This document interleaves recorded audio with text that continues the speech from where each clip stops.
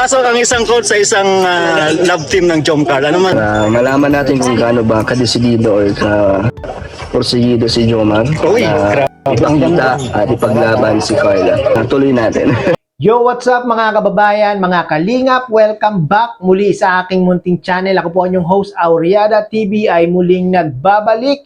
At meron naman tayong panibagong reaction na video. No? Pero bago po ang lahat, yung mga naiinip na, yung mga na-homesick na, yung mga nai-stress na, at talaga namang naiinip ng kakaabang sa team Jomcar, may maganda akong balita sa inyo mga kababayan, mga kalingap. No? Baka mamaya na po, i-upload ni Kalinga Prab ang part 27, no, na kung saan itong si Mayor Nel ay tinanong na nga po at kinonfirm nga po kay Kalinga Prab. So abangan po natin yan mga kababayan, mga kalingap, kung mai-upload at i-charge nyo na po ang inyong mga cellphone. Baka lowbat na po, baka mamaya tawag doon, ma-distract or maputo lang inyong panonood. Sana po ay full charge nyo na po. No? Baka mamaya malobat sa kakakilig sa panonood ng team Jomcar. No? At abangan nyo po yan at meron na namang magandang pasabog itong dalawa. No? So balik tayo sa ating reaction na video. At ito nga pong si Red Saint Vlog. Credit po kay Kuya Red Saint Vlog at mayroon na tayong gumamit ng kanyang maiksing video clip para gawan ng reaction na video, no? At nagkaroon nga po ng pagkakataon si Red Saint Vlog na ma-interview ang mga K-Boys. At dahil nga po nung nakaraan sa live ni Kuya David, mga reactor nga daw po ang na-interview sa tanong na kung saan okay lang daw bang may pasok si coach sa team Jomcar at nakaisip si Red Saint.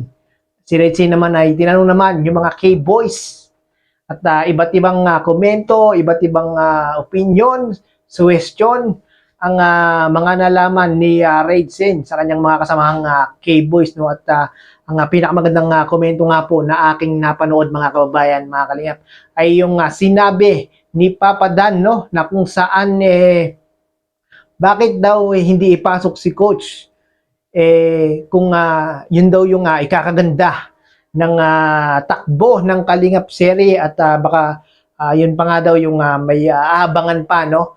At isa pa doon yung sinabi ni Papa Dan, kung yun daw yung paraan na kung saan makikita natin, malalaman natin kung talagang porsigido, desidido at handang ipakita at ipaglaban ni Papa Joms itong si Carla. No? Maganda rin sinabi na yun ni Papa na talagang may laman mga kababayan, mga kalingap, no? At para naman ma-challenge itong si Papa Joms kasi nakikita natin mga kababayan, mga kalingap, na parang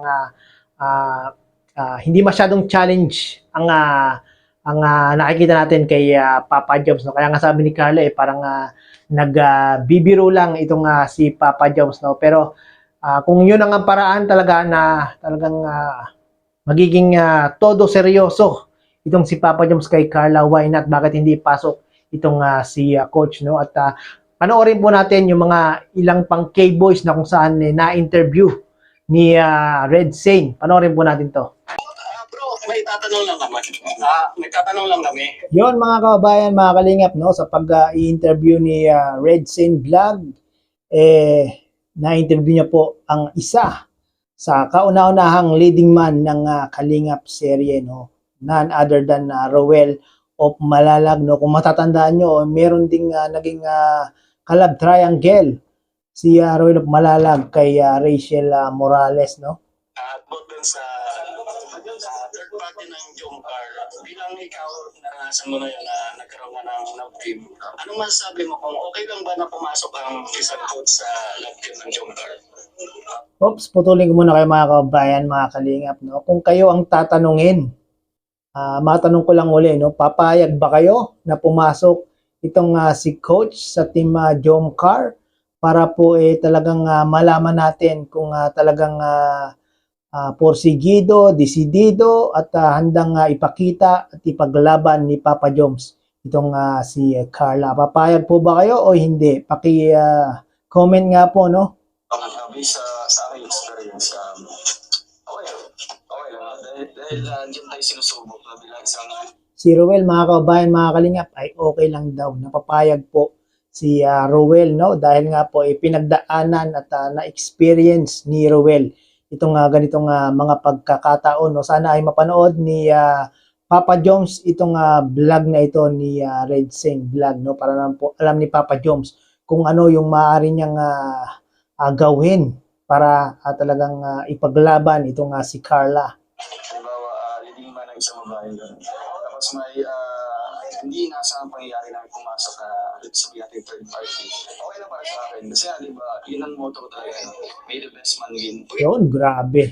Made the man best win. Yun talaga yung motto ni Ruel of Malalag. Kaya naman hanggang ngayon talaga namang winner pa rin siya sa puso ni Rachel. No? Nagkaroon man siya ng tawag doon, kalab triangle, siya pa rin ang number one. Grabe. Once nasa isip mo yan, talagang kakayanin mo, di ba? Pero yun yung best mo. Para, syempre, mas malamangan mo or something na yung something ganyan. Kasi para sa akin, doon tayo sila-challenge bilang isang lalaki, di ba? Yun, tama yun, no? Yung sinabi ni Roel, no? Na doon ka talaga i-challenge, mga kabayan, mga kalim. Kasi pag walang ka-challenge, parang ang isang lalaki, happy-go-lucky lang, no? Parang hindi mo makikitaan ng seryoso, no? Pero once na meron niyang kakompetensya, ka-challenge, ay talagang doon mo makikita yung kanyang pagpupursige. At kung doon mo makikita kung siya talaga ay handa kang ipaglaban, no? Handang ipaglaban ng isang babae. Hindi handle yung babae, and then kung paano tayo, yung approach natin, di ba? And para sa akin, hindi naman yung talaga na yung talagang big deal, ano? Oo, kasi nga, di ba? Depende yan sa babae din. Okay. Para sa inyo lang, gawin mo. Tama, depende yan kay Carla o mga kabayan na mga kalingap, no? Kung talagang si Jomar talaga ang tinitibok ni Carla, walang magiging problema kung si Coach Man ay papasok sa eksena ng team Jomcar, no? Isang lalaki or bilang leading man, gawin yung best mo or ipakita mo sa babae na naloo ka.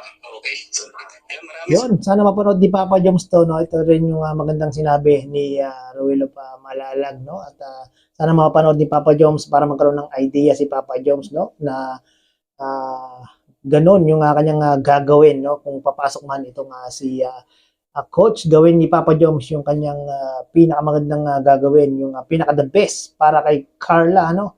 Thank you. God bless. Ayan, nandito naman si Papa Dan.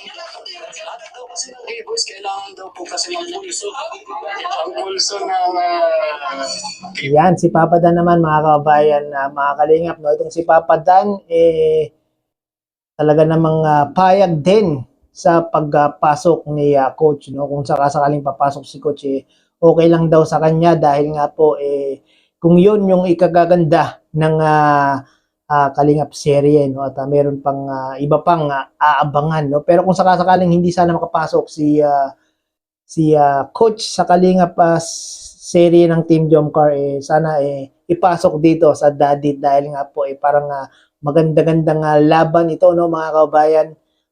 Mga kalingap, parehong malalaki ang katawan at baka mahirapan si Medit sa pagpili ng pandesal.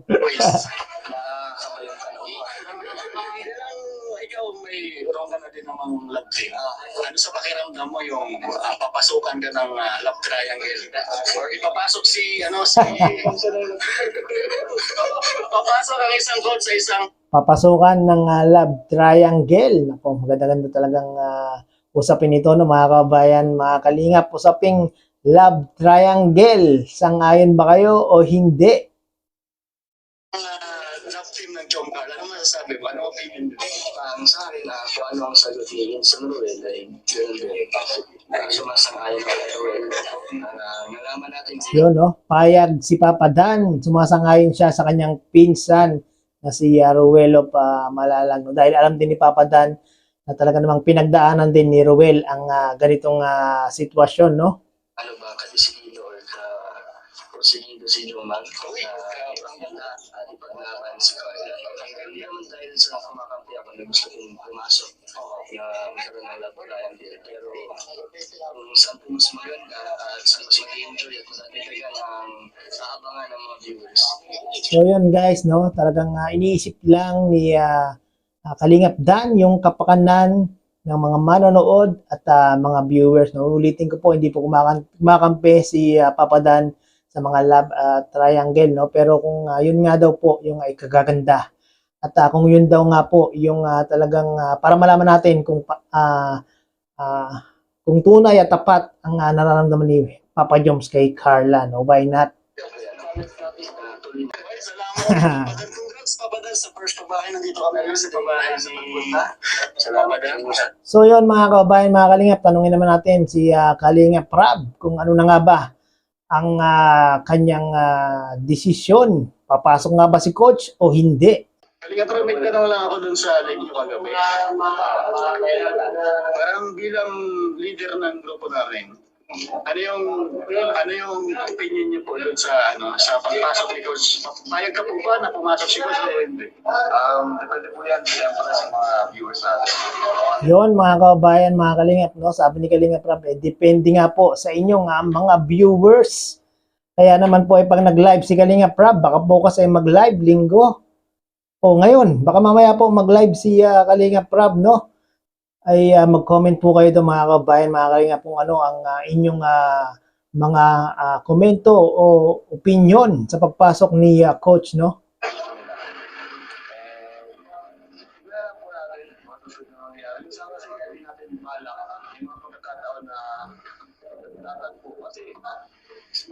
Small circle of friends lang naman tayo. Hindi natin naasahan. Kasi hindi kami napapromise na doon sila pwedeng magtagpo ng landas. Kasi ano lang po. Tama yun, no, mga kababayan, mga Kalingap, no? Napakalit lang ng lugar ng nila Kalingap Rab, nila Carla, at nila Coach, at nila Joma, no? Hindi talaga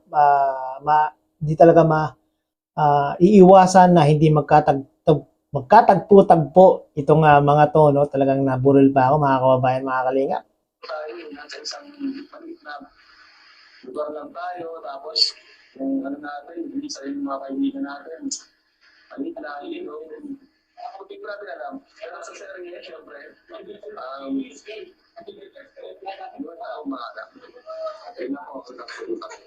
So yun mga kababayan, mga Kalingap, no, wala pa pong malinaw na sagot si Kalingap Rab kung ipapasok nga po si coach sa Kalingap serye, no. Kaya naman po antabayan natin 'yan. Antayin natin kung ano ang magiging resulta ng mga interview na ito, no, kung payag ba o hindi, ipapasok ba ni Kalingap Rab o hindi. Yan po yung ating aabangan sa mga susunod pang mga Kalingap serye ng Team Jomcar. Credit po kay Kuya Red Saint Vlog. Sa mga hindi po nakapanood ng full video na ito, mangyari po ay pakipanood nyo po sa kanyang YouTube channel, no. At dahil tatlong matubang cousin ang aking kinuhang video clip, no, at marami pong K-Boys na interview dito si Red Saint Vlog. Pakipanood niyo po sa kanyang YouTube channel at maraming pong salamat sa muling panonood nitong aking reaction video at huwag po natin kalimutan, Kuya Bal Santos Matubang, Kalingap Rab, Ate Edna Vlogs, Kuya Jomar Vlog. Suportahan po natin ang kabuuan ng Team Kalingap. Maraming salamat po.